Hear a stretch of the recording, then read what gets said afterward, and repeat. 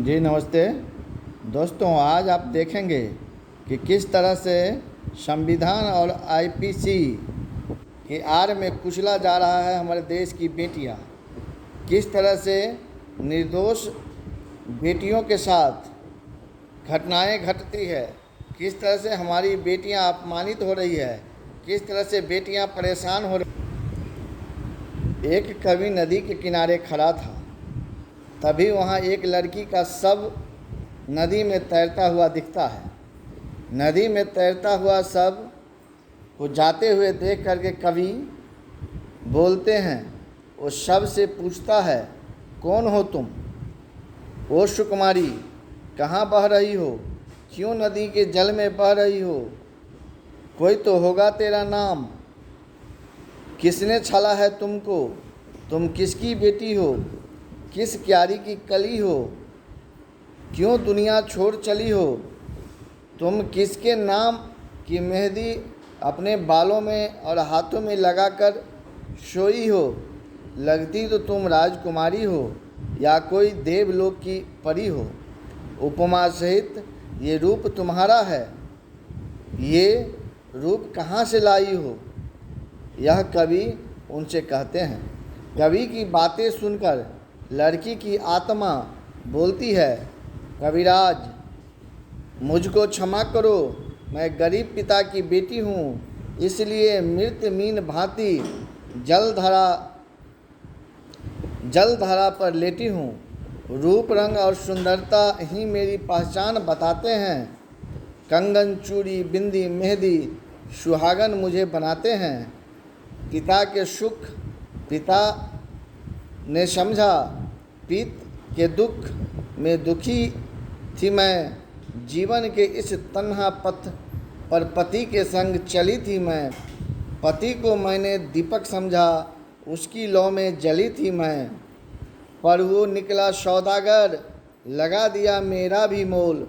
दौलत और दहेज की खातिर पिला दिया जल में विष घोल। दुनिया रूपी इस उपवन में छोटी सी कली थी मैं, जिसको माली समझा उसी के द्वारा छली थी मैं। आप कहेंगे कानून, संविधान, आईपीसी में अब न्याय मांगने का हिम्मत कहाँ? सब सैया पर पड़ी हूँ मैं, दहेज के लूभी इस इंसान की भेंट चढ़ी हूँ मैं। दहेज की रूपी इस इंसान की भेंट चढ़ी हूँ मैं। इस बेटी की दर्द सुनकर कवि महोदय कहते हैं कि हे बेटी, तुमसे जिसने तिरस्कार किया, जिसने तुम्हारा अपमान किया, जिसने तुम्हारा तिरस्कार किया, जिसने तुम्हारा अपमान किया, दहेज प्रथा के खातिर तुम्हारे गला घोंटकर तुम्हें संसार से मुक्त किया, ऐसे पापी को तो कानून निश्चित ही सजा देगी, बल्कि समाज के लोगों को जागना ही होगा। इसलिए दोस्तों, दहेज प्रथा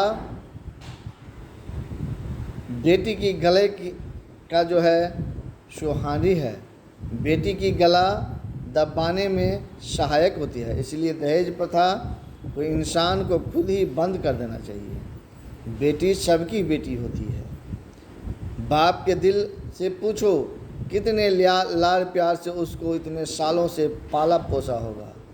फिर बड़ा होने के बाद बड़ी दौलत से आंखों से ओझल करने का दुख भी होता है। माँ बाप अपने बेटी को बड़ी दौलत के साथ ससुराल विदा करती है, और जब फिर उस बेटी को किसी तरह का दर्द होता है तो उस माँ बाप का दिल को झकझोर कर रख देती है। एक बेटी की दर्द भरी दास्तां।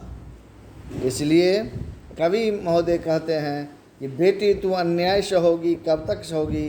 तुम्हारी आत्मा को लड़ना होगा, इस दुरात्मा से लड़ना होगा, इस दहेज लोभी भेड़िया से लड़ना होगा। तुम्हें फिर जीना होगा, तुम्हें फिर जागना होगा।